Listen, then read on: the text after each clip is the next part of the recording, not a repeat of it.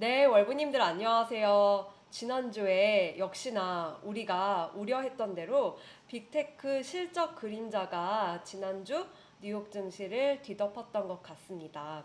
기술주 투자하시는 분들 마음까지 살짝 내려앉게 만들었는데요. 낙폭이 너무 좀 큰 만큼 오히려 좀 저점 매수세를 기대해 볼 수 있을 법도 싶은데 일단 이번 주까지는 신중 모드를 유지하는 게 좋을 것 같습니다. 여러분들이 이미 잘 아시다시피 이번 주에 미국 중앙은행 연방준비제도가 연방공개시장위원회 그러니까 FOMC 정례회를 열고 기준금리를 결정하기 때문입니다. 사실 다들 결과를 어느 정도 예상하고 계신 것 같은데요. 어쨌거나 이때 회의를 지켜본 후에 연말 투자 전략을 세워도 늦지 않을 것 같습니다. 자, 그러면 이제부터 미국 동부 시간을 기준으로 이번 주 주요 경제 지표 일정을 확인해 보려고 하는데요.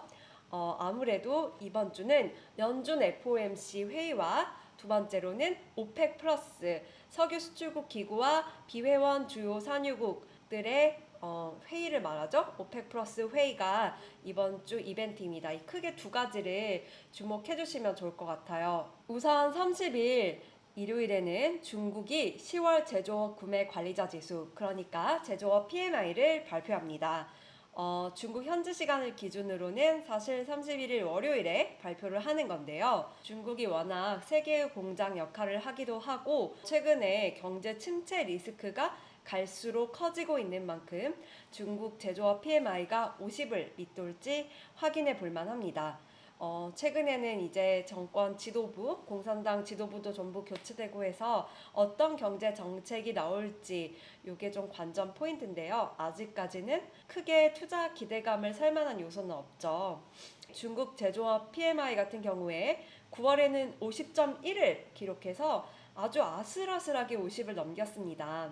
여러분들 아시다시피 PMI는 50이 기준점인데요. 50을 밑돌면 그 해당 업종 경제 분위기가 좋지 않다고 해석하곤 합니다. 이어서 31일 월요일에는요. 유로존에서 10월 소비자 물가지수 CPI가 발표되는데요. 앞서 9월에 독일 CPI가 전년 동기 대비 10% 올라서 유로화 도입 이후 처음으로 두 자릿수 상승률을 기록한 바 있습니다. 지난주에 유럽중앙은행이 자이언트 스텝을 또다시 결정하기는 했는데 이런 상황에서 유로존 전반적으로도 물가 상승세가 앞으로 얼마나 더 이어질지 관전 포인트입니다. 사실 이미 너무 금리를 많이 올렸기 때문에 물가가 좀 안정되는 모습을 보여줘야지 투자자들 입장에서는 반길 만한 일인데 일단은 움직임을 한번 봐야겠죠. 이어서 화요일 11월 1일이죠. 11월 첫날입니다. 이날 새벽 6시에 석유 수출국 기구와 더불어서 비회원 주요 산유국 협의체인 오펙 플러스가 회의를 통해서 원유 생산량을 결정합니다. 앞서서 사우디아라비아 주도로 원유 생산량을 하루에 200만 배럴씩 줄인다는 결정을 한번 한 적이 있죠. 지난달에요. 게다가 또 오늘 12월 5일부터 유럽연합과 미국 등 이른바 G7 국가들이 러시아산 원유 가격 상한제에 들어가기 때문에 유가 변동성이 커질 것으로 보입니다.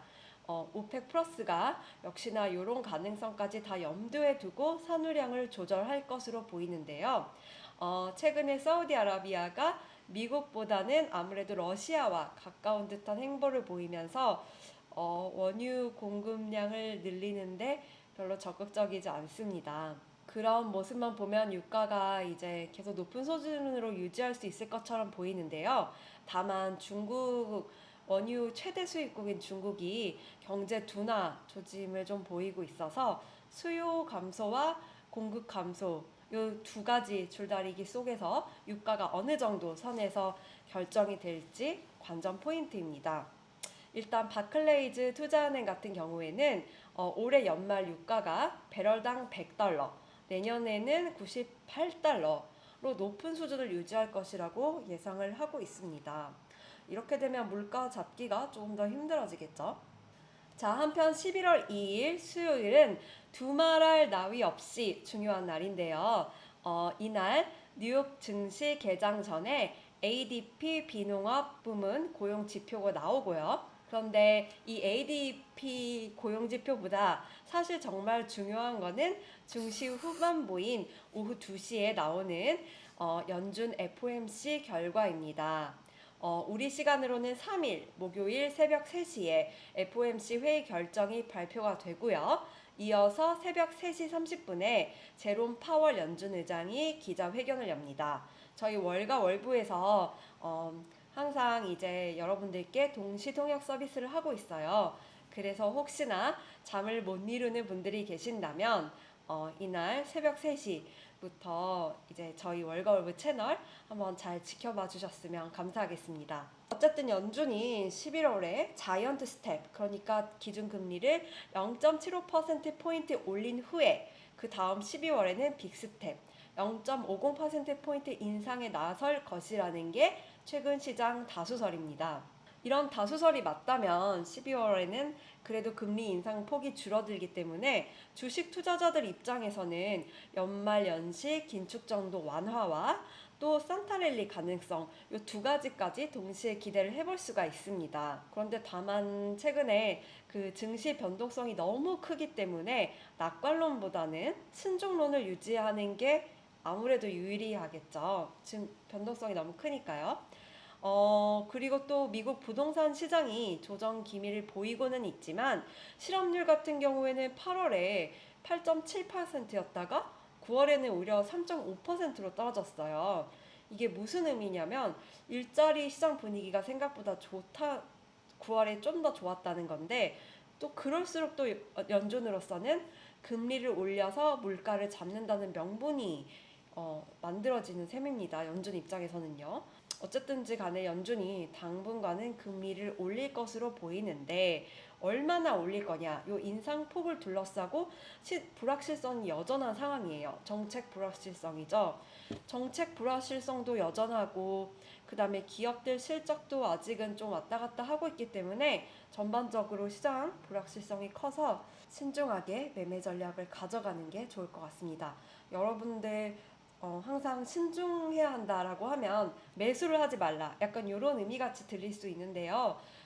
매수를 하지 말라거나 뭐 매도를 하라거나 뭐 그런 의미라기보다는 조금 더 지켜본 후에 천천히 매매 타이밍을 결정을 해도 늦지 않는다는 뜻입니다. 워낙 뭐 변동성이 크니까 최적의 타이밍을 바로 예측하기 힘들기 때문에 그런 것 같아요. 목요일로 넘어가 보겠습니다. 이날엔 도쿄 증시가 휴장하네요. 또 이날에는 뉴욕 증시 개장 전에 영국 중앙은행이 기준금리를 결정하는데요. 사실 유럽 증시가 원래 뉴욕 증시에 크게 영향을 주는 편은 아니었는데 최근 들어서 좀 영향을 좀 많이 받고 있는 것 같아요. 뉴욕 증시도. 특히 영국발 금융시장 불안 요게 최근에 부각된 적이 있는데요. 대외적으로는 영국에서도 고강도 긴축 정책을 요구하는 목소리가 나오지만 물가가 워낙 높아서요. 그런데 영국 내 사정이 만만치가 않습니다. 영국이 이제 최근에 재무장관 출신 리시 수넥 신임 총리가 이제 다시 임기를 시작했는데요. 신임 총리에 대한 기대감은 높지만 물가 상승률이 워낙에 두 자릿수를 기록해 온 데다가 2020년 코로나19 대유행 전에 연합을 영국이 탈퇴했죠. 브렉시트 여파가 혼란이 아직 가시지 않고 있어요. 왜냐면 브렉시트 이후에 바로 2021년에 코로나19 대유행이 닥쳤잖아요. 그래서 코로나19 대유행 이후에 이제 각종 공급망 문제 등의 혼란이 불거진 바 있는데 여기에 브렉시트 여파까지 아직 해결되지 않은 그런 너무나 그 과제가 산적해 있다 보니까 사실 영국이 경제가 총리 한 분이 바뀐다고 해서 총리 한 명이 바뀐다고 해서 쉽게 경제 상황이 나아질 것 같진 않습니다. 일단 골드만삭스 같은 경우에는 영국 재정정책 불안정성과 통화정책 리스크가 여전하다는 점을 들어서 4분기에는 마이너스 성장을 하고 앞으로 더 깊은 침체로 빠질 수 있다고 경고를 했습니다. 영국도 그렇고 유럽도 그렇고 계속 침체 압박이 있다 보니까 요게 이제 환율에도 영향을 줄 수 있고요. 달러화 가치에도 영향을 줄 수 있고 또 뭐 여러 가지 뭐 유가에도 영향을 줄 수 있고 뭐 여러 방향으로 영향을 주기 때문에 요즘은 뭐 영국, 유럽 경제도 다 같이 관심 있게 볼만합니다. 다음으로 4일 금요일에는 뉴욕 증시 개장 전에 유로존 9월 생산자 물가 지수와 미국 10월 실업률이 발표됩니다. 사실은 연준이 최근에 금리를 워낙 빠르게 올렸기 때문에 실업률도 서서히 높아질 것이라는 월가 예상이 많았는데요. 앞서서 9월에는 실업률이 오히려 줄어 낮아진 바가 있죠. 그래서 10월엔 또 어떨지 궁금해집니다.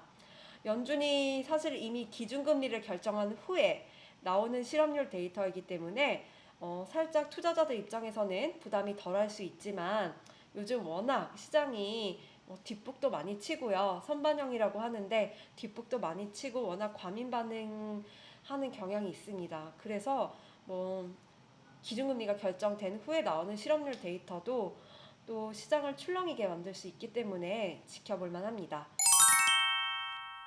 여러분, 오늘은 여기까지고요. 저희 11월 3일, 한국 시간 11월 3일 새벽 3시에 그때를 이제 전후해서 저희 연준 FOMC 동시 통역과 그 다음에 해설 방송이 이렇게 쭉쭉 이어지기 때문에 많은 관심 부탁드리겠습니다. 여러분, 우리는 다음에 또 만나요.